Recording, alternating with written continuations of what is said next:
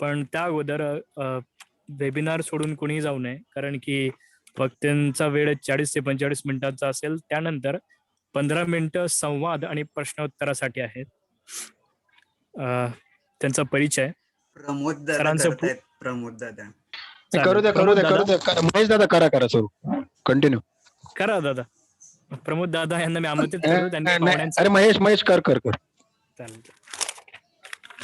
ठीक. सरांचं पूर्ण नाव रवींद्र तुकाराम पाटील. त्यांचं शिक्षण BA मराठी, BA भूगोल आणि MA भूगोल. त्यांचा व्यवसाय व्यवस्थापकीय संचालक आहेत, तुळजाई क्रॉप सायन्स पाचोरा. नोकरी त्यांची sales manager agro industry Sangli इथे. त्यानंतर सामाजिक कार्याचं त्यांचं पाहूया. विवेक विचार मंच प्रांत सदस्य ते आहेत. शिवशंभू विचार दर्शन उत्तर महाराष्ट्र विभागाचे ते प्रमुख. इतिहास संकलन समिती खानदेश विभाग उपाध्यक्ष. इतिहास प्रबोधन संस्था महाराष्ट्राचे ते अध्यक्ष आहेत. 1995 ते 97 मध्ये ते अखिल भारतीय विद्यार्थी परिषद जळगावचे जिल्हा प्रमुख होते. 1997 ते 99 अखिल भारतीय विद्यार्थी परिषद परभणी जिल्हा संघटन मंत्री म्हणून त्यांनी कामकाज पाहिले. त्यांचे व्याख्यानाचे विषय खालीलप्रमाणे त्यांचे व्याख्यानाचे पण विषय आहेत. थोरले राजा सांगून गेले, शापित राजहंस छत्रपती संभाजी महाराज, राजमाता राष्ट्रमाता जिजाऊ माँसाहेब, शहीद शिरोमणी भगतसिंग, दशमेश गुरु गोविंद सिंग, मार्ग महामानवाचा, असे भरपूर आणि इत्यादी विषय त्यांच्या व्याख्यानाचे आहेत. तसेच शिवकालीन सैनिकी प्रशिक्षण, शिवकालीन अर्थव्यवस्था, शिवकालीन राज्य व्यवस्था, शिवकालीन शिवाजी महाराजांचे गनिमे काव्य इत्यादींवरही त्यांचं गूढ अभ्यास आहे. त्यांची काही पुस्तकं प्रकाशनाच्या मार्गावरची आहेत. त्यातलं पहिलं आहे किल्ले रायगड एक ऐतिहासिक मीमांसा. दुसरा आहे राजा माझा सांगून गेला. तिसरा आहे शंभू हत्या शोध तथ्य आणि मिथ्य. सरांचा प्रवास बघूयात. सरांनी आतापर्यंत 260 किल्ल्यांचं प्रत्यक्ष भ्रमण केलेलं आहे. महाराष्ट्र, गुजरात, मध्य प्रदेश, उत्तर प्रदेश, कर्नाटक अशा विविध राज्यांमध्ये त्यांनी आतापर्यंत 1312 व्याख्याने दिलेली आहे. अशा सरांना मी विनंती करतो की त्यांनी त्यांचा इतिहासाच्या अभ्यासाचं आम्हाला थोडं मार्गदर्शन करावं, सांगावं, बोलावं. सरांनी माईक आणि व्हिडिओ दोन्ही ऑन करावं. सर नमस्कार.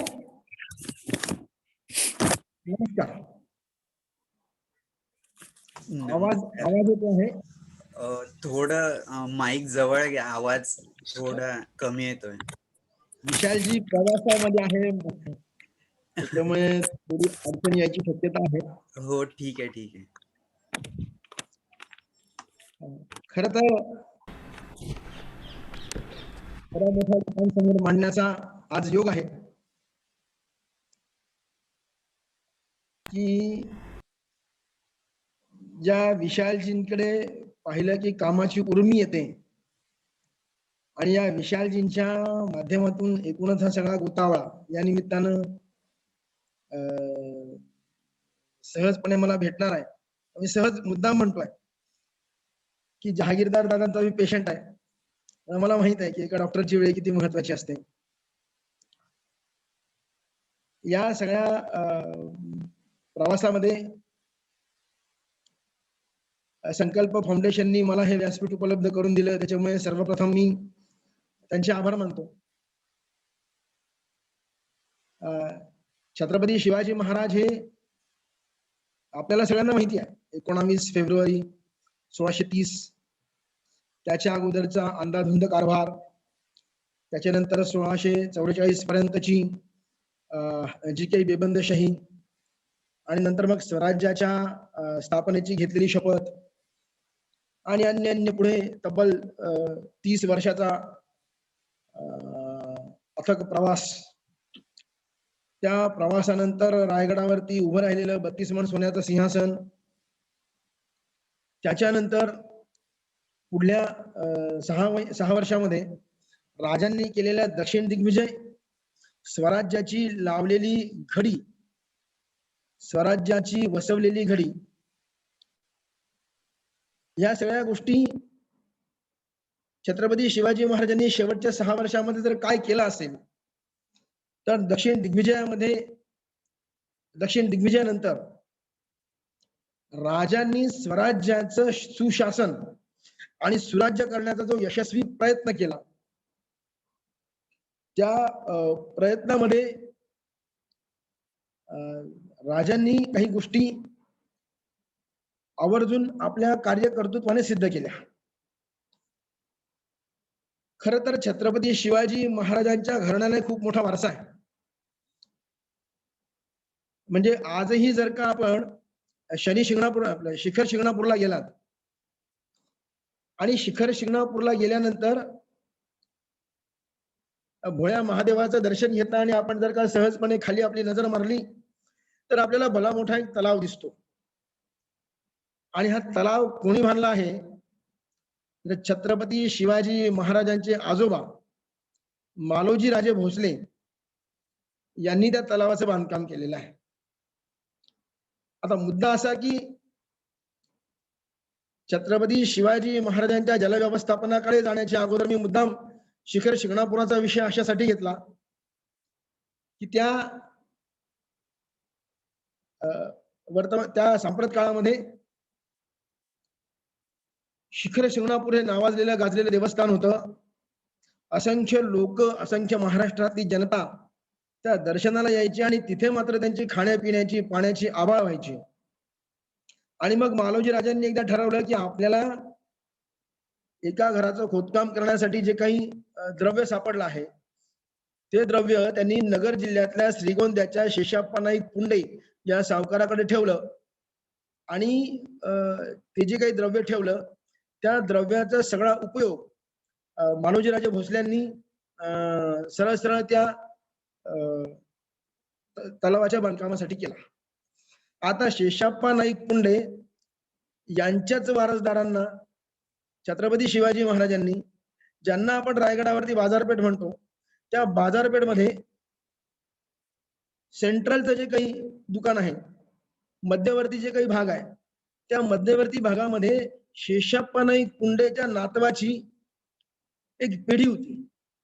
आणि त्या पिढीच्या माध्यमातून छत्रपती शिवाजी महाराजांनी संपूर्ण स्वराज्याचा व्यापार आणि व्यवहार हा त्या शेषाप्पा नाईक पुंडेच्या माध्यमातून व्हाया महाड ते थेट उत्तरेपर्यंत, दक्षिणेपर्यंत सगळा तो प्रवास सुरू होता. खर तर विषय असा आहे की जल व्यवस्थापन, कृषी व्यवस्थापन आणि वन व्यवस्थापन. खर तर ज्या ज्या वेळेस आपण 2 किल्ले पाहायला जातो, एक तर पहिला रायगड, दुसरा पन्हाळगड. या पन्हाळगड आणि रायगडावरती गेल्यावर छत्रपती शिवाजी महाराजांनी वननिर्मितीचं जे काही खूप मोठं काम केलेलं आहे, त्या वननिर्मितीच्या कामाची तोड जगाच्या पाठीवर आजही कुठेही येऊ शकत नाही. म्हणजे ज्या वेळेस परमानंदानं शिवभारतामध्ये रायगडाचं वर्णन केलेलं आहे, तर त्या रायगडाचं वर्णन करताना त्यांनी जी काही झाडांची नावं घेतलेली आहे आणि ती झाडांची नावं रामचंद्र पंत अमात्यांनी जे काही आज्ञापत्र लिहिलं आहे त्या अमात्यांच्या त्या आज्ञापत्रामध्ये आपल्याला दिसून येतात. याचा अर्थ छत्रपती शिवाजी महाराजांनी कुठलं झाड लावलं पाहिजे आणि त्या झाडाचा उपयोग काय, कधी, केव्हा, कसा होऊ शकतो याचं काटेकोर नियोजन 1654 ते 52 पासून करायला सुरुवात केलेली होती.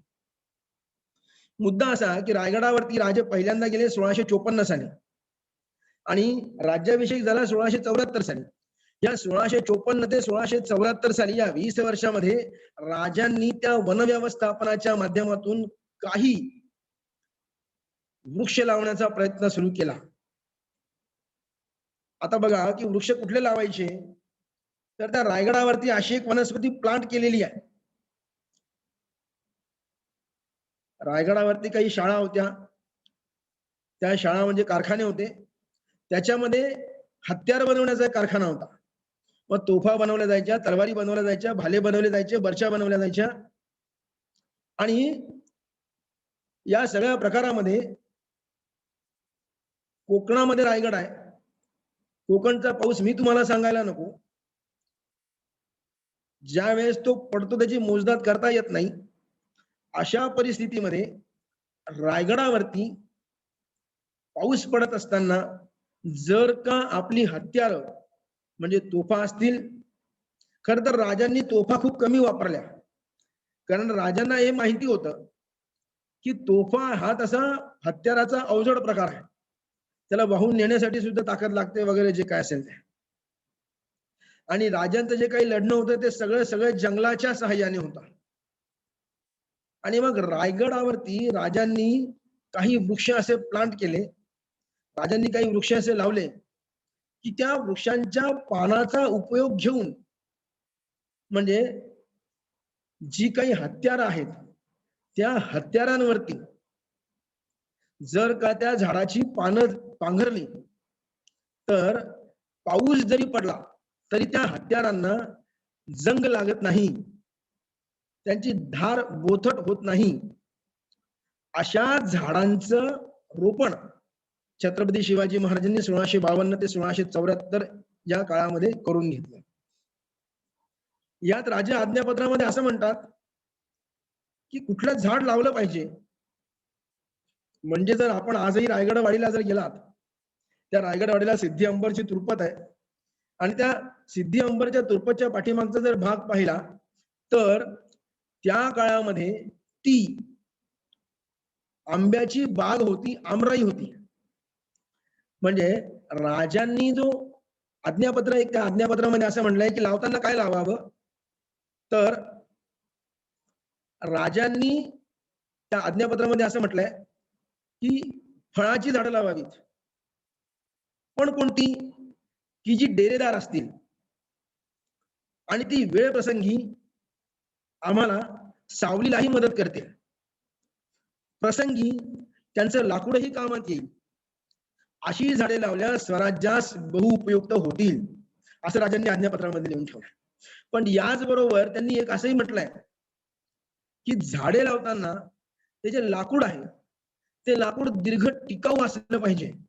म्हणजे मग सागवान लावावं का, तर त्या सागवानाचा उपयोग ज्या वेळेस आपण छोट्या होड्या किंवा आरमार उभं करण्यासाठी जे काही लाकूड लागणार आहे त्या लाकूड लावण्यासाठी आपल्या स्वराज्याच्या लाकडाचा उपयोग आपल्याला व्हावा. म्हणजे काय, की जेणेकरून आपल्याला लाकूड या विषयासाठी बाहेर पैसा मोजावा लागू नये. एवढंच नाही तर त्या काळामध्ये म्हणजे 1674 ते 1680च्या काळामध्ये रायगडावरती एक स्वतंत्र अशी वनौषधी असलेली बाग होती आणि त्या बागेमध्ये विविध प्रकारचे वनौषधी प्लांट केलेल्या होत्या की जेणेकरून तत्कालीन राजवैद्याला किंवा तिथे कुणीही जर का आजारी पडला, त्याला कुठे घाव लागलाय, जी काही जखम आहे ती त्वरित भरून निघावी म्हणून अशा विविध प्रकारच्या औषधी वनस्पती राजांनी आपल्या त्या रायगडावरती राजधानीमध्ये रोपण केलेल्या होत्या, प्लांट केलेल्या होत्या. हे सगळं करत असताना राजांना एक माहिती होतं की आपण ज्या ज्या किल्ल्यांवरती खर तर छत्रपती शिवाजी महाराजांचं कार्यकर्तृत्व काय आहे, तर सह्याद्रीचा जो काही त्यांनी आधार घेतलेला आहे त्या सह्याद्रीच्या आधारामध्ये दोन गोष्टी खूप सोप्या होत्या. एक, वाहणारं पाणी अडवता आलं पाहिजे. म्हणजे छत्रपती शिवाजी महाराजांनी स्वराज्याचं नव्हे भारतातलं पहिलं धरण बांधलं हे आपल्याला कदाचित माहित नसेल, पण ते बांधलं.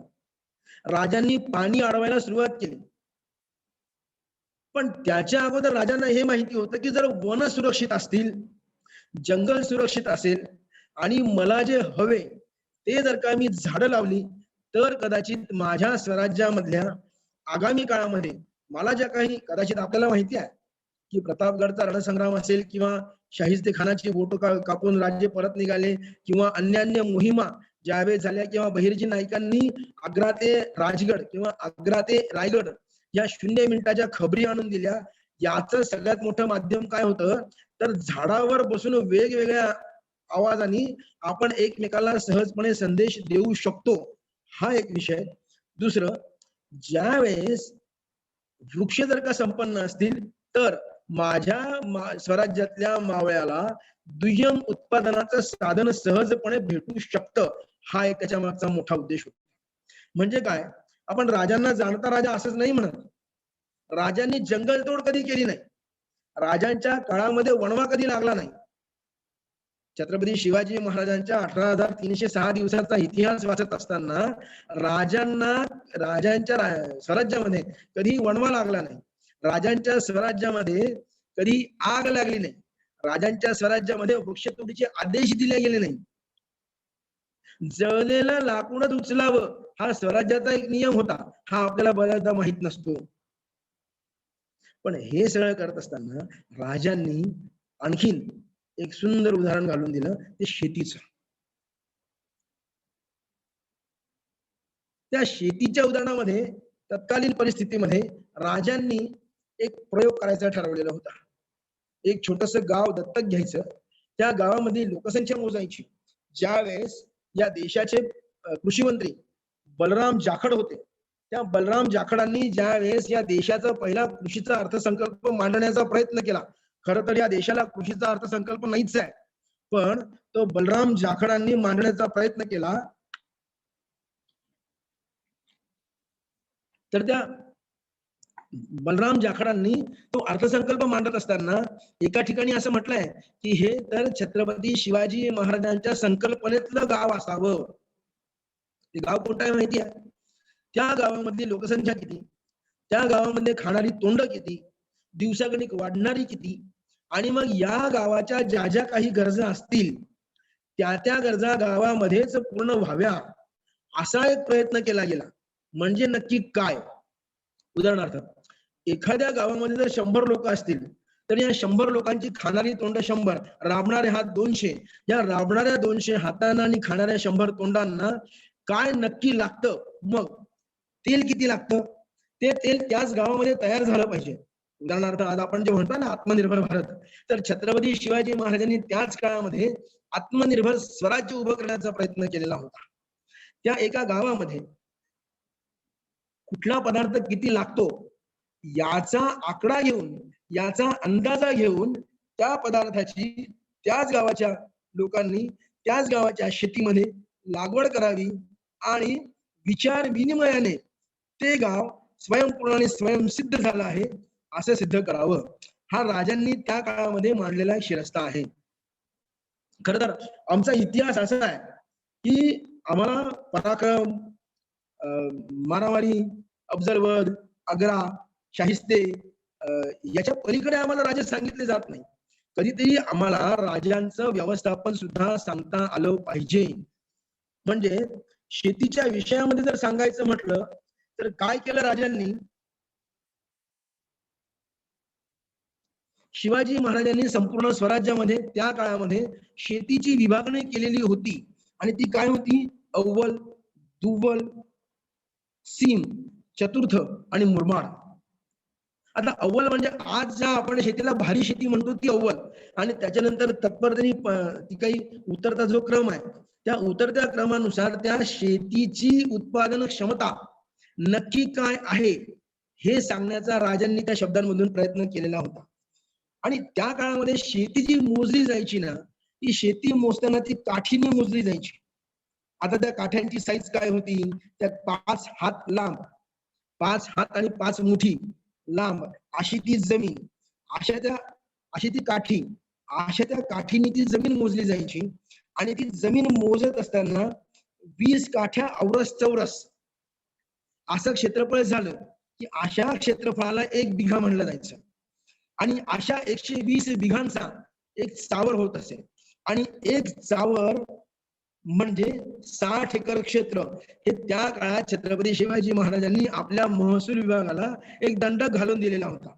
पण या शेतीच्या माध्यमातून जे काही उत्पन्न येणार असेल त्याचे सुद्धा काही भाग पाडलेले होते. एक की राजांनी कधीही स्वराज्यातल्या रयतेवरती बळजबरीने महसूल वसूल करण्याचा प्रयत्न केला नाही. राजांनी कधीही बळजोरीने शेतकऱ्याच्या शेतातलं अन्नधान्य उचलून आणलं नाही.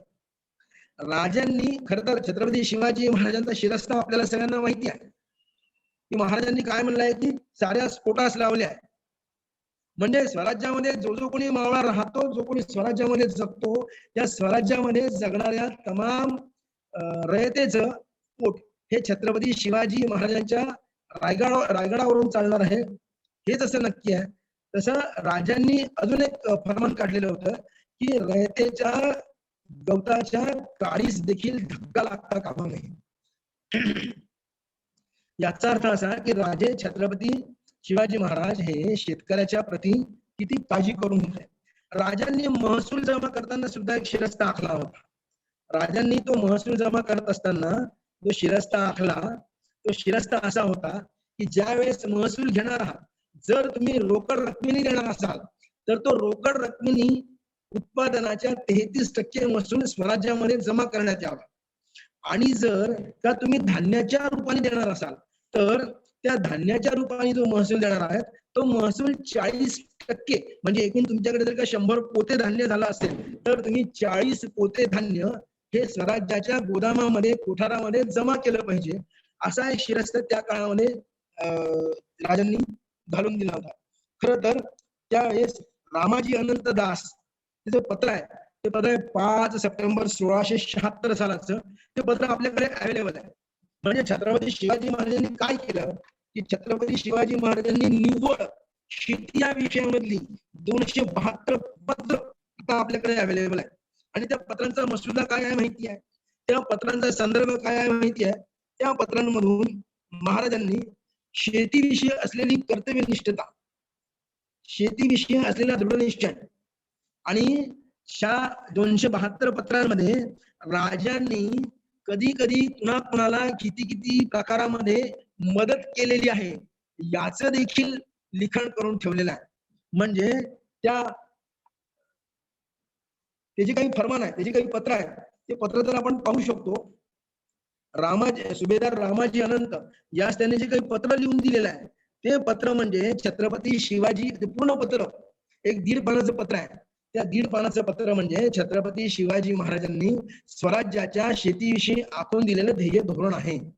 आपल्याला हे माहिती आहे का की राजांच्या काळामध्ये शेतीविषयी कुठल्याही योजना नव्हत्या आणि म्हणून राजांच्या काळामध्ये एकाही शेतकऱ्यानं आत्महत्या केली नाही. राजांनी कुठलीही गोष्ट फुकट दिली नाही. राजांनी कुठल्याही गोष्टीला अनुदान दिलं नाही. राजांनी कुठल्याही गोष्टीला सवलत दिली नाही. राजांनी दिलं काय तर वेळेवरती पाणी, उत्कृष्ट बियाणं. अगदी गंमत म्हणून सांगायचं तर असं म्हणतात की 1498 ज्यावेळेस वास्को द गामा भारतामध्ये आला त्यावेळेस आपल्याबरोबर येताना तो शेंगदाणा घेऊन आला होता. पण या शेंगदाण्याचं उत्पादन स्वराज्यामध्ये खूप चांगल्या प्रमाणामध्ये होत होतं आणि काही दिवसामध्ये असं लक्षात यायला लागलं, रायगडावरती जर आपण गेला तर रायगडावरतीच्या खाली महाड आहे, त्या महाडच्या काही त्या काळामधल्या बाजारपेठा आहेत. त्या काळातल्या बाजारपेठांमध्ये शेंगदाणा पिकाची मोठ्या प्रमाणावरती देवाणघेवाण होत असे. तत्कालीन परिस्थितीमध्ये छत्रपती शिवाजी महाराजांनी बऱ्याचदा शेतकऱ्यांना तांदळाचे वेगवेगळ्या प्रकारचे आणि नवे नवे वाण उपलब्ध करून दिले आहेत. नवे ते उपलब्ध व्हावेत म्हणून राजांनी काही वेळेस परकीयांशी संधान आणि संपर्क साधून ते उपलब्ध केलेलं आहे. याच्याही पुढे राजांनी शेतीला जे जे काही आवश्यक आहे ते सगळं देण्याचा स्वराज्याच्या माध्यमातून प्रयत्न केलेला आहे. म्हणजे एक तर स्वराज्यामधला जो मावळा आहे, स्वराज्यामधला सैनिक आहे, त्या सैनिकाचा निव्वळ सैनिक म्हणून व्यवसाय नव्हता, निव्वळ सैनिक म्हणून तो काम करत नव्हता, तर तो पर्यायाने उत्कृष्ट शेतकरी होता आणि नंतर मग तो दुय्यम दर्जाचा सैनिक होता. म्हणजे अगदी स्पष्टच सांगायचं तर ज्या स्वराज्यामध्ये असंख्य लढाया झाल्या त्या लढायांमधलं एक गणित असं होतं की आपली हानी कमी झाली पाहिजे, शत्रूची हानी जास्त झाली पाहिजे. लढाई आपल्या मैदानामध्ये करायची नाही. का तर लढाई जर का आपल्या मैदानामध्ये केली तर कदाचित आपल्या शेतकऱ्याच्या पिकाला धोका पोहोचेल. हा राजांनी केलेला दूरदृष्टिकोन आणि म्हणून राजे महान ठरतात. मी सहज एकदा गडकोट किल्ल्यावरती फिरत होतो. खर तर सहज पटकन लक्षात येण्यासारखे किल्ले जे आहेत त्याच्यामध्ये प्रतापगडचा किल्ला की जो सगळ्यांना माहित आहे, दुसरा रायगड, तिसरा पन्हाळगड. खर तर हे तिन्ही किल्ले सह्याद्रीच्या पोटाशी आहेत. सह्याद्रीच्या कुशीमध्ये पण ज्या वेळेस मी या तीनही किल्ल्यांच्या गडकोटाची माहिती काढण्याचा प्रयत्न केला, काही कागदपत्र ज्यावेळेस हाताशी आली, त्यावेळेस मी सहज प्रश्न विचारायचो की एवढे मोठे कापलेले दगड हे या मावळ्यांनी एवढ्यावरती कसे आणले असतील? तर आपले कोकणातले एक ज्येष्ठ इतिहासकार आहेत, आता पटकन तोंडावर नाव येणार नाही, पण त्यांच्याशी गप्पा मारताना, चर्चा करताना किंवा अभ्यासताना ज्या गोष्टी लक्षात आल्या त्या अशा की त्या काळामध्ये गडावरती हत्ती येऊ शकत नव्हता, हत्ती अवजड होता आणि आमच्या गडकोट किल्ल्यांची वाट महाबिकट होती. म्हणजे अगदी रायगडावर जायचं म्हणलं तर गोंधळच्या माचीपासून घोडटापापर्यंत यायचं म्हणलं तर किती ताकदवार आणि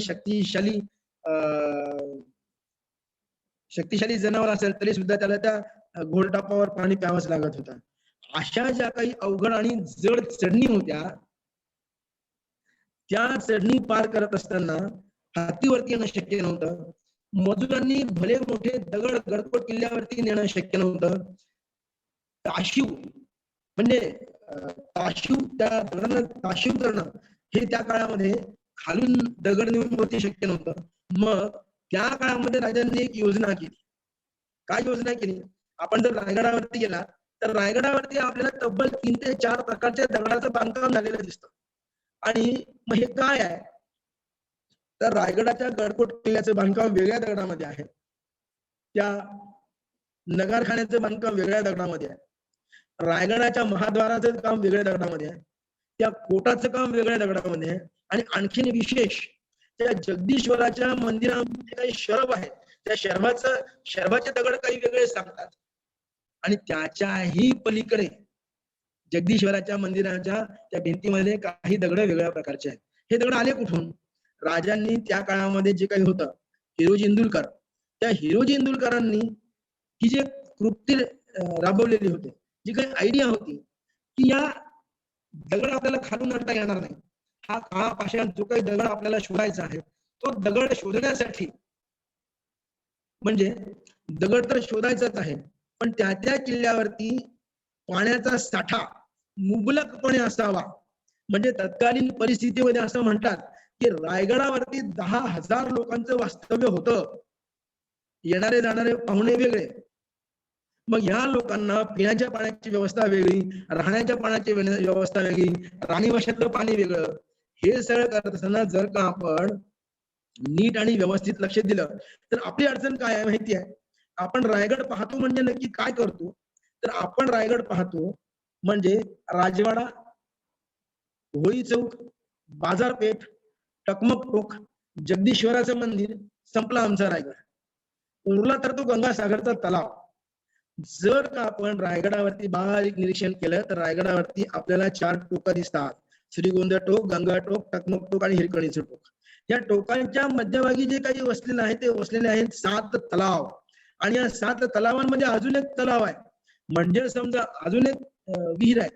म्हणजे समजा उद्या जर का प्रचंड दुष्काळ पडला तर किमान त्या तलावातलं पाणी आटेल, पण तलावाच्या आतमध्ये जी विहीर आहे ती विहीर किमान पिण्याच्या पाण्यासाठी भरून असेल, जेणेकरून आपल्या स्वराज्यामध्ये आपल्या रायगडावरती राहणारे जे काही नाईक पाईक आहेत त्यांच्या पिण्याच्या पाण्याची दुर्दशा होणार नाही. थोडस एक वेगळं उदाहरण देतो. आपण जर का देवगिरीच्या किल्ल्यावरती गेलात तर देवगिरीच्या किल्ल्यावरती एक हत्ती टाका नावाचा एक प्रकार आहे.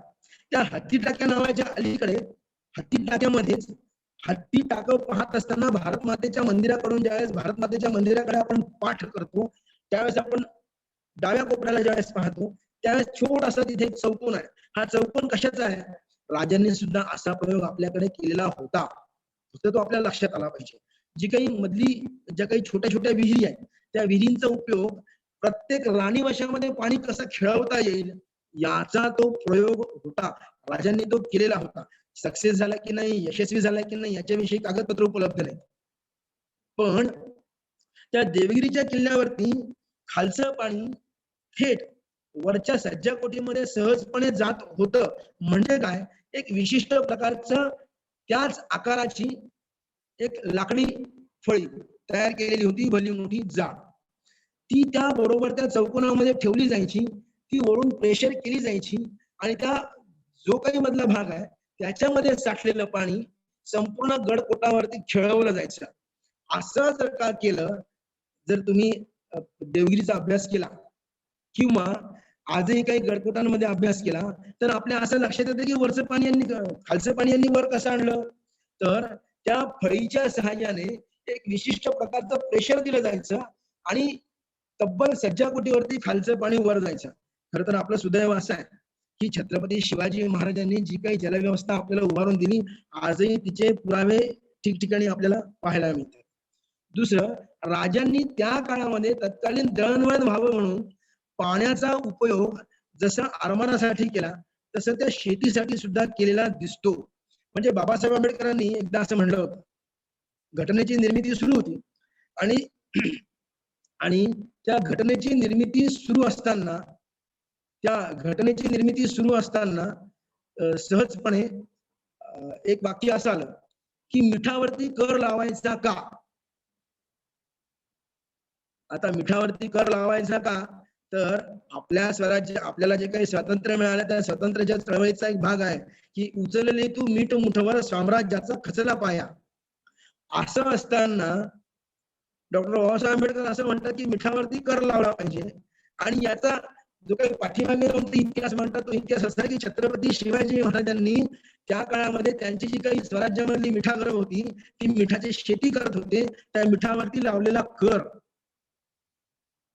आज आपल्याला माहिती आहे की जगामध्ये जे जे काही मीठ जातं ते मीठ कुठून जातं आणि त्याच्यावरती आपल्याला किती प्रमाणामध्ये परकीय चलन मिळतं याचा द्योतक छत्रपती शिवाजी महाराज आहे. राजांनी त्या काळामध्ये मिठाच्या दळणवळणावरती, मिठाच्या खरेदी विक्रीवरती कर लावला आणि तो कर त्या स्वराज्यामध्ये सामील करून घेतला. म्हणून स्वराज्याची अर्थव्यवस्था एका अर्थाने व्यवस्थित सुरू व्हायला मदत झाली. हेच नाही, राजांच्या या शेती विषयात जी काही उत्पादनं होती ना त्या उत्पादनांची एक बाजारपेठ त्या रायगडावरती होती. त्या रायगडावरती फक्त सॅम्पल दाखवले जायचे, काही नमुना दाखवला जायचा आणि अमुक अमुक प्रतीचा माल खरेदी केला हे महाडला जाऊन त्या व्यापाऱ्याच्या गोडाऊनला जायचं, गोदामात जायचं आणि तो चलन दाखवायचा, तो परवाना दाखवायचा आणि आपल्याला हवं तेवढं धान्य आपण आपल्या गावामध्ये, आपल्या देशामध्ये घेऊन जायचा. तत्कालीन परिस्थितीमध्ये कोकणातला तांदूळ थेट मध्य प्रदेश, उत्तर प्रदेश नव्हे आग्र्यापर्यंत जायला त्या महाडच्या बाजारपेठेमधून मदत होत होती. याची पत्र आता आपल्याकडे उपलब्ध आहे. पण हे सगळं करत असताना छत्रपती शिवाजी महाराजांना जाणता राजा का म्हणायचं, तर छत्रपती शिवाजी महाराजांना जाणता राजा असं म्हणायचं की राजांनी आम्हाला जगण्याचे नीती नियम तसे घालून दिले, तसे काय केलं म्हणजे काय होतं हे पण शिकवून दिलं. एक छोटस उदाहरण देतो आणि थांबतो. एका ब्रिटिश अधिकाऱ्याकडून छत्रपती शिवाजी महाराजांनी आपल्या आवडीचे काही कापडाचे ठाण घेतले आणि आपल्या आवडीचे कापडाचे ठाण घेतल्यानंतर राजांनी त्याला सांगितलं की तुम्ही रायगडावरून येऊन पैसे घेऊन जा, रक्कम जी काय असेल ती घेऊन जा. तो जो पण याचा व्यापारी आहे, कापडाचा व्यापारी आहे, त्याने एकदा, दोनदा, तीनदा प्रवास केला. प्रत्येक वेळेस त्याला असं सांगण्यात यायचं की राजे आज नाहीत, उद्या नाहीत, परवा नाहीत, अमुक नाही, तमुक नाही. आणि राजे जरी प्रवासात असले नसले तरी राजांची त्यांची भेट होणार नाही असा जाणीवपूर्वक प्रयत्न केला गेला. एकदा सहज राजांची त्यांची सहज भेट झालीच तर राजांनी सांगितलं की तुम्ही आज काही येऊ नका, 4 दिवसांनी या. ते 4 दिवसांनी आलं. 4 दिवसांनी आल्यावर त्यांनी काय सांगितलं की सुरतेच्या आपल्या गोडाऊनवरती अमुक अमुक प्रकारचं काही धान्य पडलं आहे ते तुम्ही घ्या. सुरतेच्या अमुक अमुक गोदामामध्ये आपले काही अन्नधान्य पडलेलं आहे ते तिथून तुम्ही उचलून घ्या. ते रायगडावरून सुरतेला गेला. सुरतेला गेल्यावर त्याला कळालं की अरे इथून तर स्वराज्यातल्या मावळ्यांनी काही दिवसापूर्वी जे सगळं उचलून नेलेलं आहे ते पुन्हा रायगडावरती आला. रायगडावरती आल्यावर त्यांनी ती काही सगळी कैफियत मांडली. कैफियत मांडल्यानंतर राजांनी त्याला पुन्हा सांगितलं, बाबा रे आता आपल्याकडे काही तांब्याची नाणी शिल्लक आहेत, पण ती तांब्याची नाणी तुला इथं न भेटता दुसऱ्या गडकोट किल्ल्यावरती भेटतील. तो दुसऱ्या गडकोट किल्ल्यावरती गेला. दुसऱ्या गडकोट किल्ल्यावरती गेल्यानंतर त्याच्या लक्षात आलं की तांब्याची नाणी ही काही दिवसापूर्वी संपलेली आहे. त्याच्यानंतर मग ते पुन्हा एकदा राजांकडे आलं. राजांनी सांगितलं की बाबा रे, आता माझ्याकडे स्वराज्याचा तांदूळ शिल्लक आहे, तो स्वराज्याचा तांदूळ घेतो का? आणि मग त्या इंग्रज अधिकाऱ्यांनी सहजपणे उत्तर दिलं की राजे, जे काय द्यायचे ते द्या, पण आजचा विषय आज मोडून टाका. असे व्यवहारामध्ये सुद्धा बेरकी असलेले राजे म्हणून जाणते राजे ठरतात. धन्यवाद. खूप सुंदर रवीजी. धन्यवाद. आता खूपच राजांचं व्यवस्थापन जे मांडलंय ना, ते खरोखर वाखाणण्याजोगं आहे. आता कोणाचे काही प्रश्न असतील तर स्वतःला अनम्यूट करा आणि डायरेक्टली प्रश्न विचारू शकतात. आता एक प्रश्न आपण होता आता विषय संवाद प्रश्न उत्तर घेऊया आपण. हा हा आता एक प्रश्न होता. हो. होतो पाहतो कुणाचा होता तो. गुरु जोशी, हम्म, अनम्यूट करा स्वतःला. छत्रपती महाराजांचे कृषी जलवन धोरण याबाबत कोणकोणती पुस्तके उपलब्ध आहेत, असा एक प्रश्न आहे. मला नाव माहित नाही कुणाचा आहे तर. गुरु जोशी अं, म्हणून आहे कोणी, गुरु जोशी. काय म्हणता? गुरु जोशी नाव आहे त्यांचं, गुरु जोशी. गुरुजी, त्याचं उत्तर असं आहे की छत्रपती शिवाजी महाराज आणि त्यांचं व्यवस्थापन, केदार फाळके क्रमांक 1, रामचंद्र पंत अमात्य यांची आज्ञापत्र 2, आणि ही 2 पुस्तकं आहेत की त्याच्यावरती आपण खूप चांगला अभ्यास करू शकतो. तुम्हाला हवी असली तर आपण ती नक्की मिळवून देऊ शकू, पाठवून देऊ शकू. विषयाजींना सांगा, विषयाजींच्या माध्यमातून ते पत्र आपण नक्की ती पुस्तक आपण मिळवून देऊ. रवी सर, हो, बोला सर. तुम्ही आता त्या झाडांचा उल्लेख केला होता की जे गंज वगैरे लागत नाहीत अशी झाडं महाराजांनी सांगितली होती. त्या झाडांचे नाव वगैरे काही कळेल का? म्हणजे त्याच्या तसं आपल्याला लोकांपर्यंत करून. 100% कळतील. फक्त गंमत अशी आहे की मी आता प्रवासात आहे आणि ती चटकन जिभेवरती आली नाही. ओके फक्त ओके ओके म्हणजे ते आहेत आपल्याकडे, फक्त मग मला पाठवा. तुम्ही जे रोज मला संदेश पाठवत असता त्याच्याबरोबर. तुम्ही आजही रायगडावरती गेलात हा, तर भंगरवाडीच्या बाजूला ती प्रचंड मोठ्या प्रमाणावर झाडांची लागवड झालेली दिसते. ओके मी नक्की देतो. म्हणजे माझ्या रायगड किल्ला मीमांसा या विषयामध्ये ते एक स्वतंत्र प्रकरणच आहे.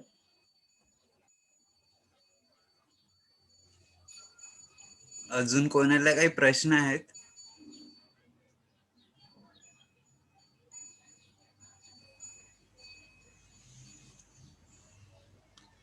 त्यांच्या आरमाराबद्दल आपले जे बोटी तयार झाल्या त्या पण आपल्याच लाकडातनं तयार केल्या का इथल्याच? हो बरं. हो हो हो सर, बोधनकर सर, हो हो बोला. सुरुवातीच्या काळामध्ये राजांना ज्यावेळेस लाकूड लागत होतं त्यावेळेस काही लाकूड राजांनी कर्नाटकातून आणलेलं आहे, कर्नाटकातून उपलब्ध केलं. बरं. पण नंतर आपल्या स्वराज्याच्या लाकडाच्या माध्यमातून त्यांनी बोटी उभ्या केलेल्या आहेत. त्याची सुद्धा दस्तऐवज आपल्याकडे मिळतील. आणखी एक प्रश्न विचारायचा होता. त्यांचंच ते पत्र स्क्रीनवर आणलंय मी. त्यात हा जो भाग आहे, ती झाडे तोडिलियावरी त्यांचे दुःखास पारावार काय, मग ते झाडांच्या दुःखाबद्दल बोलतायत का? हो हो हो, म्हणजे राजांना विषयतोड नकोच होती. जे आज्ञापत्रामधलं जे पत्र आहे ना, हो, त्या आज्ञापत्रामधलं पत्र आहे की जर तुम्ही एखादं झाड ज्यावेळेस तोडतात त्यावेळेस त्या झाडाला किती वेदना होत असतील, कारण ते झाड ज्यावेळेस आपण जोपासतो ते बराचसा शेतकरी हा त्या पोटच्या पोराप्रमाणे झाड जपत असे. आताची गोष्ट सोडून देऊ, पण तत्कालीन परिस्थिती झाडांच्या बाबतीत खूप वेगळी होती. ते हे जगावेगळे हो. त्या काळी एक झाडाला प्राण असणे अशा पद्धतीने लिहिणे एका राजांनी, हे काहीतरी जगावेगळंच वाटतं. एकाच दुःख देऊन जे कार्य करीन म्हणेल ते कार्य करणारा सहित स्वल्प काळेच बुडून नाहीसेच होते. आणि आपल्यावरती दोष येतो असं ते म्हणाले. हो हो, थोडस विषयांतर हो, तरी मी एक बोला सर. पण राजांनी असं पण एकदा एका ठिकाणी लिहून ठेवलंय की कृष्णेच्या पायातला खिळा जोपर्यंत. तुमचा माईक ऑफ झाला, तुम्ही बोलता बोलता पूर्ण बोला. येस. सर रवीजी तुमचं माईक घोडीच्या ऑन करा. माईक. पायामध्ये ज्याने खिळा घुसला होता, तो खिळा जोपर्यंत निघत नाही तोपर्यंत कृष्णेला तारा मिळत नाही, असं आशयाचं एक हे आहे. म्हणजे राजे झाडच नाही तर प्राणी मात्रावर देखील तेवढंच प्रेम करत होते. आणि खरं तर काय राजांविषयी बोलावा असा विषय आहे. आजच्या निमित्ताने मी ते वाचलं थोडंसं इंटरनेटवर आणून, आणि मला पहिल्यांदाच कळलं की ते झाडाला जर आपण तोडायला गेलो तर झाडाला इजा होते आणि त्याला त्रास होतो असं दिलेलं आहे. म्हणून त्यांना जितकं कठोर व्हावं लागलं गनिमाला कापण्यासाठी, तितके आत्महत्या केवढे मृदू हृदयी होते हे असं दिसतंय त्याच्याबद्दल. आणखी काही असे त्यांच्याबद्दलच्या गोष्टी असतील तर सांगा ना सर आम्हाला, त्यांच्या हृदयातल्या. छत्रपती शिवाजी महाराजांचा थोरलं राजा सांगून गेलं. हा 3 दिवसाचा कार्यक्रम आहे आणि कधीतरी तो विषय घेऊन आपण नक्की येऊयात. आपल्या आवडता जो कार्यक्रम आहे आपण जे बोलला होतात की त्याला राजा जे सांगून गेले ते, मग माझा असा प्रश्न आहे की त्यामध्ये त्यांच्याकडनं आपल्याला आज शिकून काय प्रॅक्टिकली करता येईल असं सगळं आहे का ते? अगदी एका छोट्याशा उदाहरणाने सांगतो की वर्तमान परिस्थितीमध्ये माझ्या माता भगिनीवरती जे काही अन्याय अत्याचार होत आहेत त्याच्याविषयी छत्रपती शिवाजी महाराजांनी उत्तम असा आदर्श घालून दिलेला आहे. मग ती कल्याणच्या सुभेदाराची सून असेल, ती मल्लाबाई देसाई असेल, ती सावित्रीबाई रायवागन असेल किंवा बाबाजी भिकाजी गुजर असेल, राजांनी सांगितलेल्या न्यायाप्रमाणे आम्ही वागलो असतो तर कदाचित महाराष्ट्रातला बलात्कार नावाचा विषय हा कधीच बंद झाला असता. किंवा भ्रष्टाचाराचे आकडे मोठे मोठे वाढलेले आपण पाहतो, पण राजांनी आम्हाला हे सांगितलेलं आहे की जर त्या मामानं जरी भ्रष्टाचार केला तरी तो खपवून घेऊ नका, त्याचं वतन जप्त करा. जर का आम्ही राजांनी सांगितल्याप्रमाणे भ्रष्टाचार करणाऱ्याची प्रॉपर्टी जप्त करायला लागलो असतो तर कदाचित देशामधून भ्रष्टाचार नावाचा विषय कधी संपून गेला असता. अशी किमान 3 दिवसामध्ये 100 ते 125 उदाहरणं येतात. विलास महाजनांचा प्रश्न आहे, आपण मला वाटतं अनम्यूट करून बोलूनच विचारावा. विलास महाजन सर. सर माझा प्रश्न असा होता की शिवाजी महाराजांच्या काळामध्ये जे रस्ते मार्ग वगैरे होते, कारण ते केव्हाही प्रवास करायचे आणि जलमार्गाने सुद्धा त्यांचा प्रवास व्हायचा, पण एवढे म्हणजे फक्त शिवाजी महाराजच नाही, त्यांच्या अगोदर पण काही लोक आधी जायचे नंतर यायचे आणि ते अचूक ज्या ठिकाणी त्यांना भेटायचं तिथंच भेटायचे. तर सर हे म्हणजे कसं शक्य व्हायचं त्या लोकांना? इव्हन आताच्या काळामध्ये सुद्धा एवढे रस्ते चांगले असून सुद्धा ते अशक्य वाटतं आपल्याला. आपल्याला GPS वापरावं लागतं. सर याच्यामध्ये जर का सगळ्यात मोठी यंत्रणा असेल तर ती बैलची नाही, आणि त्याच्या बरोबरीनं असलेली 5000 लोकांची गुप्त यंत्रणा कुठे कधी केव्हा कसं काय होणार आहे हे राजांना तिथे पोहोचण्याच्या अगोदर बराच काळ कळलेलं असायचं. अगदी उदाहरण सांगतो, तर ज्या वेळेस अफजल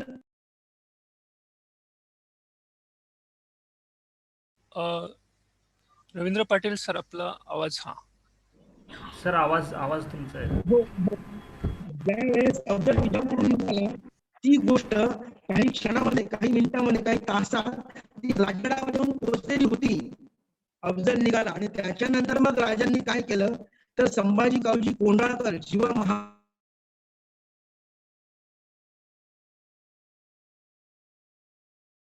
केलेली आहे. That is planning. याचं कारण असं की राजांची शार्प असलेली गुप्तहेर यंत्रणा. कुठल्या मार्गाने प्रवास केला म्हणजे तो सोपा असेल. दक्षिण दिग्विजय करून येत असताना राजांना खरं तर कर्नाटकाहून रायगडावरती जायला 2-3 रस्ते होते, पण राजांनी जालना मार्गे येण्याचं ठरवलं. का तर जालन्या मार्गे येत असताना राजांच्या मावळ्यांना धोका कमी होता आणि हा धोका त्या गुप्तहेर यंत्रणेने अगोदरच राजांना सांगून ठेवलेला होता.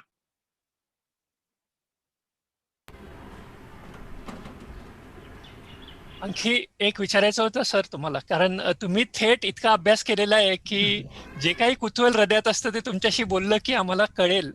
एक शिवाजी राजांचं वय जेव्हा खूप कमी होतं तेव्हा आपल्याला दिसतं की त्यांनी अतिशय खंबीरपणे आणि असं म्हणता येईल कठोरपणे पण रांझाच्या पाटलांचे हात त्यांनी कलम केले, कारण त्यांनी एका स्त्रीवर अत्याचार केल्यामुळे. तर आम्हाला समजून घ्यायचं आहे मला स्वतःला, की एवढ्या कमी वयामध्ये त्यांच्याकडे हे निर्णय क्षमता, पाहिजे तेव्हा निर्णय कठोरता ही कशी आली, तेव्हा केव्हा कशी आली? एकतर मुळामध्ये की छत्रपती शिवाजी महाराजांच्या घरातलाच एक किस्सा सांगतो. खिळवजी राजे भोसले म्हणजे शहाजी राजांचे चुलत बंधू, यांच्या सौ गोदावरीबाई, या गोदावरीबाई एकदा त्र्यंबकेश्वरला दर्शन घ्यायला ज्यावेळेस गेल्या, त्यावेळेस अब्दुल्ला पळसुरा नावाच्या एका सरदाराने त्यांना उचलून दिलेलं होतं. आणि ज्यावेळेस अब्दुल्ला पळसुराने असं 2 लाख होण्याची मागणी कुणाकडे केली? खिळवजी राजांकडे केली. म्हणजे बायको खिळवजी राजाची उचलून नेली पळसुर यांनी, पण जर का तुला तुझी बायको परत हवी असेल तर तू मला 2 लाख रुपये दे. अशा एक ना अनेक घटना जिजाऊंनी त्यांना 100% सांगितलेल्या आहेत. खर तर रांझ्याच्या पाटलाच्या गोष्टीची जी रांझ्याच्या पाटलाची शिक्षा आहे, त्या शिक्षेची पुढची बाजू जरी छत्रपती शिवाजी महाराज आहे, तरी त्याच्या पाठीमागची बाजू जी आहे ती राजमाता जिजाऊ साहेब आहे. आणि त्यांना हे माहिती होतं की जर अशी शिस्त असं शास्त्रा केला तर स्वराज्याला शिस्त लागू शकते. हे तुम्ही सांगताना अंगावर काटा येतो सर, कारण एवढ्या कमी वयामध्ये, मला वाटतं तेव्हा त्यांचं वय खूपच कमी होतं, 14 वर्षाचे होते बहुतेक. 16 वर्षाचं वय आहे. किती वय होतं त्यांचं तेव्हा? 16 वर्ष, 1646 ची गोष्ट आहे ती. 16 वर्षाचे होते. बरं, आणखी एक प्रश्न येतोय मला, तो विचारायचा आहे. आपल्या अभ्यासामध्ये आणि आपण जे खूप अक्षरशः याच्यामध्ये स्वतःला चिंब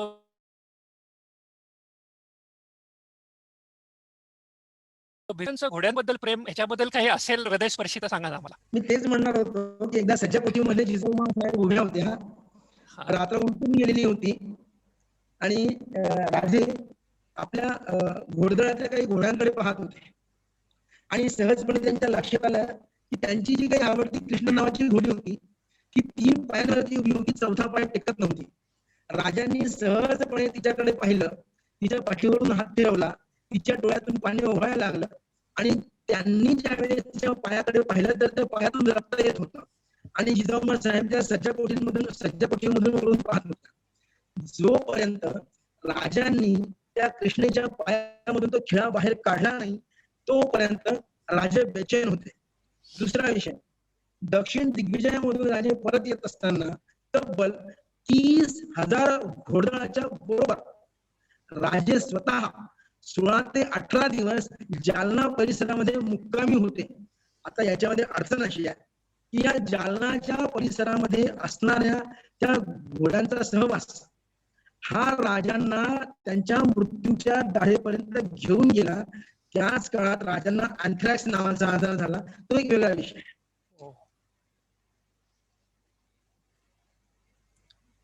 फारच जवळच्या गोष्टी आपण सांगता आणि मला खात्री आहे की परत भेटावं लागेल आणि परत आपल्याला बोलवावं लागेल हे सगळं ऐकण्यासाठी. फारच हृदयस्पर्शी आहे. त्यांच्या डोळ्यामध्ये पाणी येतं काय त्यांच्या घोडीला मार लागल्यामुळे, हे सगळं तुम्ही सांगितलं, फार हृदयस्पर्शी आहे. आणि खास आपण सगळे मराठी आहोत, तर राजांवरती प्रेम ह्याच्याबद्दल तर प्रश्नच नाही, पण तुम्ही ज्या अजिजीने सांगता त्याच्याबद्दल खरंच धन्य आहात तुम्ही. रवीजी, एक प्रश्न आलाय. बोला. सुखदेव फुलारी कोण आहे? त्यांनी स्वतःला अनम्यूट करावं, त्यांचा प्रश्न आहे.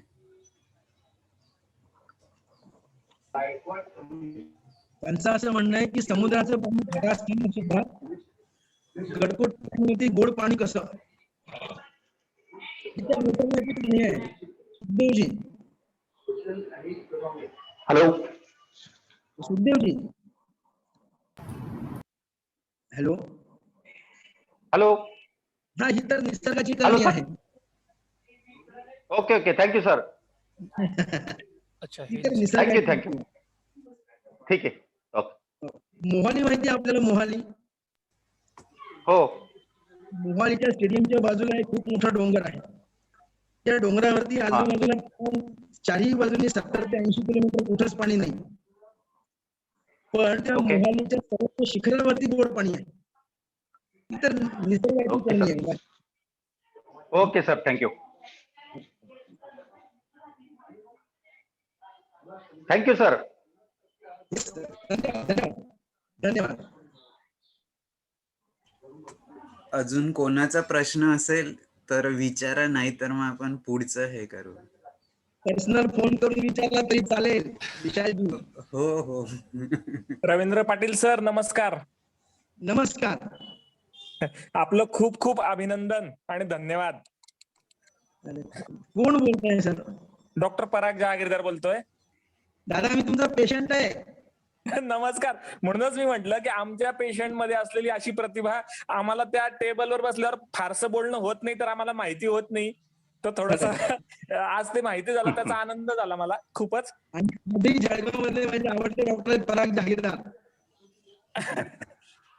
मी तेच म्हटलं, आज तुम्ही उल्लेख केल्यावर माझ्या लक्षात आलं. ऍक्च्युली असा विषय असला तर ते मला एवढं लक्षात येत नाही, पण आता मला थोडं थोडं रिकॉल होत आहे, तर म्हणून मला छान वाटलं. आणि दुसरी गोष्ट एक की तुमचा जो ह्या विषयाचा अभ्यास आहे तो इतका सखोल आहे की ते ऐकणं म्हणजे फारच छान, खूपच छान वाटलं. आणि इतक्या अशा पद्धतीने आपण गड किल्ले बघायला पाहिजे हे जे तुम्ही सांगितलं ते फार आवडलं मला. म्हणजे आपण पर्यटनासाठी जातो, असं पर्यटन नाहीये, एक अभ्यासू प्रवृत्ती पाहिजे आपली.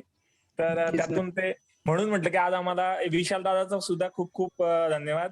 चांगलं एका याच्यामध्ये आमचं आज हे झालं. थँक्यू. उलट मी त्यांचे आभार मानले पाहिजे, कारण त्यांच्यामुळे तुमच्यासारखी थोर मोठी माणसं भेटली. अरे नाही. खूप खूप छान वाटलं. छान एकदमच. थँक्यू.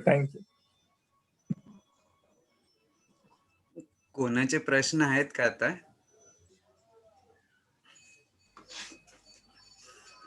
रवींद्र पाटील सरांना विचारलं पाहिजे एकदा काय सर? की आपण जेव्हा महाराजांबद्दल अगदी लहानपणी पहिल्यांदा ऐकतो तेव्हा पोवाड्यामध्ये ऐकतो. हो. आणि ते पोवाड्यामधनं ऐकल्यामुळे आपण एका वेगळ्याच पद्धतीने ते अंतर्गत करून घेत असतो. तर रवींद्र पाटील जी आपण पोवाडे म्हणता का शिवांचे? नाही सर, अच्छा, ठीक आहे. मी राजांवरती पोवाडा म्हणत नाही, पण राजांवरती काही गाणी खूप सुंदर लिहिली आहेत, ती तुम्हाला नक्की व्हॉट्सअपला पाठवतो. सर तुम्ही गाऊ शकला त्यातले काही चरण तर आम्हाला फार बरं आता वाटेल. एखादं कडवं तरी म्हणावं. एखादं अगदी आपल्या हृदयस्थ जे आहे ते म्हणावं आमच्या समोर.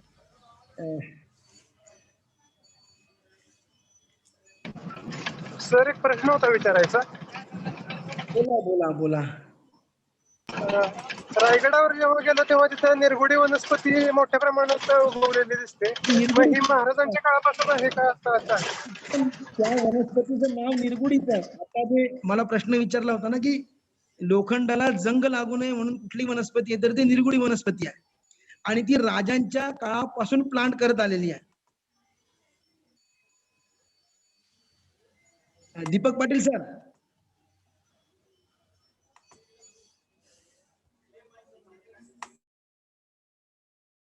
सर मध्ये बोलता 2 मिनिटं. रवींद्र पाटील सर नमस्कार. निरगुडी वनस्पतीवरनं मी आयुर्वेदाचा विद्यार्थी आहे. वा. निरगुडीचा तुम्ही जो उपयोग सांगितला की त्याला गंज लागत नाही हत्यारांना, हा एक उपयोग आहे. दुसरा अतिशय महत्वाचा उपयोग म्हणजे निरगुडी ही वनस्पती शरीरावर आलेली कुठल्याही प्रकारची सूज कमी करण्यासाठी अगदी म्हणजे 100% रामबाण उपाय म्हणून वापरली जाते.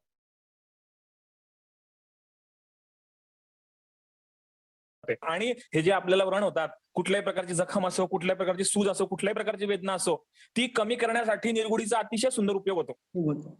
तर म्हणजे हत्यारांशी संबंधित जेव्हा आपल्याला इजा होते, वेदना होते, जेव्हा इतकं मोठं सैन्य आणि इतकं त्यांच्याकडे हे होतं, तर त्या आणि मोहीम करून आल्यानंतर ज्या इजा होतात त्यांच्या याचा, तर त्याच्यासाठी खूप मोठ्या प्रमाणात ती वनस्पती त्यांना तेव्हा लागत असेल. 147 प्रकारच्या वनौषधी राजांनी त्या काळामध्ये प्लांट केलेल्या होत्या. त्यांची नावं मी तुम्हाला व्हॉट्सअप करू शकतो. नाही, निरगुडीचा जेव्हा उल्लेख आला ना, विषय निघाला, म्हणून मला ही आठवण आली की निरगुडी ही त्यातल्या त्यात सगळ्यात चांगली वेदना स्थापन वनस्पती आहे. आणि तिचा उल्लेख आताचा नाही, म्हणजे निरगुडी ही आपल्या आयुर्वेदिक ग्रंथांमध्ये फार फार वर्षापूर्वी आपलीच नेटिव्ह आहे ते, आणि फार वर्षापूर्वीपासून तिचा उपयोग इथं करायचा किंवा तिची लागवड करून घ्यायची, म्हणजे ती मोठ्या प्रमाणात आपल्या सैन्यासाठी उपलब्ध झाली पाहिजे. ही दूरदृष्टी असेल त्याच्या मागे, ही किती मोठी गोष्ट आहे. सर आणि प्रश्न होता की रायगडावर पर्जन्यमापक यंत्र आहे दगडात बसवलेलं, असं एक वाचलं होतं. मग ते खरं आहे का? आणि त्याबद्दल माहिती ऐकायला आवडेल. जो लोहस्तंभ आपण तिथे पाहतो ना आता. हॅलो. हा बोला, आपलं ऐकू येत आहे. आपण जो लोहस्तंभ पाहतो ना, त्या लोहस्तंभाच्या बाजूला जर का आपण वाघ दरवाजाकडे जायला प्रवास करतो, त्या बाजूला काही समाध्या आहेत. त्याच्यामध्ये मोरोपंतांची समाधी आहे. त्या मोरोपंतांच्या समाधीच्या बाजूला एक झोपडी वजा, दगडाच्या झोपडी वजा आकाराचं एक दगडाचं बांधकाम आहे. ती त्या काळातल्या राजांची पर्जन्यशाळा आहे, की किती पाऊस पडला हे त्या काळात राजांना कळत होतं. इंच वगैरे काही नव्हते. त्या काठीवरती मोजलं जायचं. ती आपण पर्जन्यशाळा, खरं तर ती भग्नावस्थेमध्ये आहे, पण तिथे राजांची पर्जन्यशाळा होती. आणि जर तुम्ही नीट पाहिलं तर रायगडावरचं सगळं पाणी किती पडलं त्या भागामध्ये जास्त पाऊस पडतो.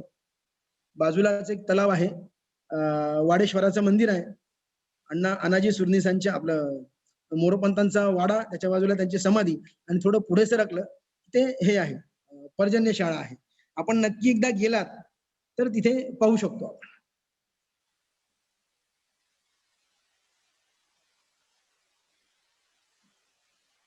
दीपक पाटील आपण काही विचारत होतात. महाराजांच्या काळात वैद्यकीय व्यवस्था कशी होती असं त्यांनी लेखी विचारलं. दीपक पाटील. अगदी खरं सांगायचं तर राजांच्या काळामधले जे काही वैद्य वगैरे होते तो एक, पण राजांनी ब्रिटिशांकडून काही औषधं आणलेली आहेत स्वराज्यामध्ये ठेवून घ्यायला, आणि त्याचं नॉलेज तिथल्या काही वैद्यांना दिलेलं आहे. त्या ब्रिटिशांनी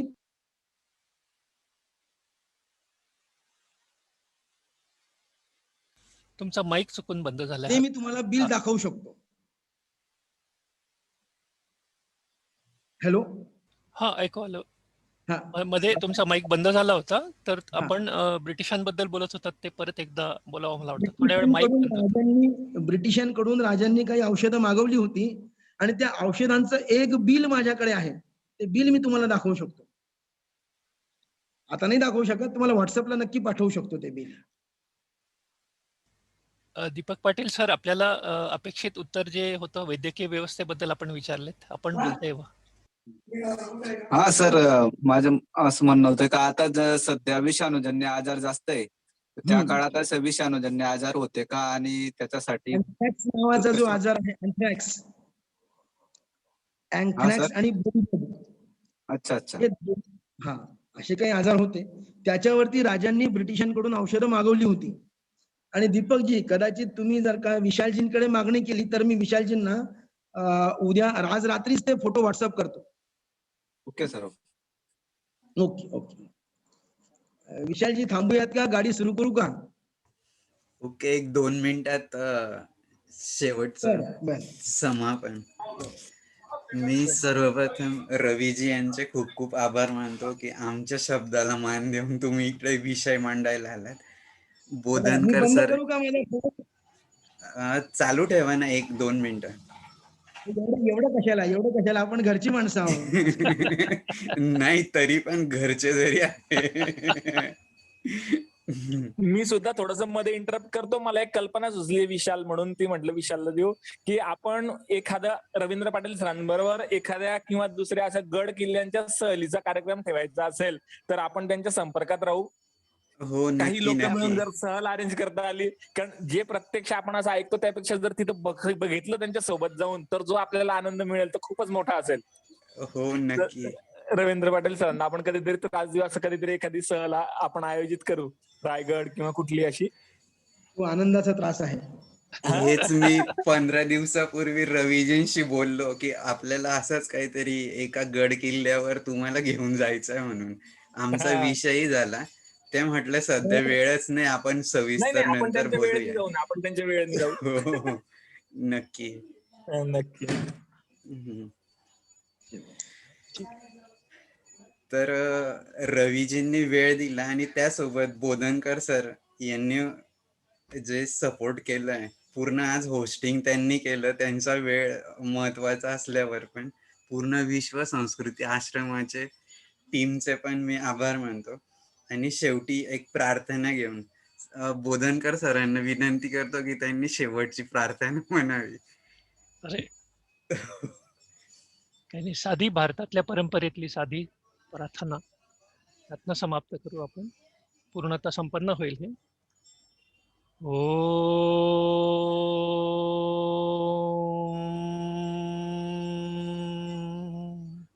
असतो मा सद्गमय तमसो मा ज्योतिर्गमय मृत्योर्मा अमृतं गमय. ओम शांती शांती शांती. सदा आमच्या हृदयात अमर राहणारे शिवाजी महाराज, छत्रपती शिवाजी महाराज यांच्याबद्दल जिवंत कथन ऐकल्याबद्दल एक कृतज्ञता वाटते. ह्या सभेलाच कोण्या एका व्यक्तीकडे नाही, पण महाराष्ट्रामध्ये चिरंतन काल शिवाजी महाराजांचा विचार राहत, आपल्या हृदयामध्ये ते जिवंत राहत कायम. आणि आपल्या 1000 पिढ्या पुढे जरी झाल्या तरी त्यांच्या हृदयात असो की आमचं आद्य दैवत जे आहे महाराष्ट्राचं ते शिवाजी महाराज. एवढं बोलतो, त्यांच्यासमोर नतमस्तक होऊन आपण इथे संपन्न करूयात आजची ही मीटिंग. धन्यवाद सर्वांना. धन्यवाद.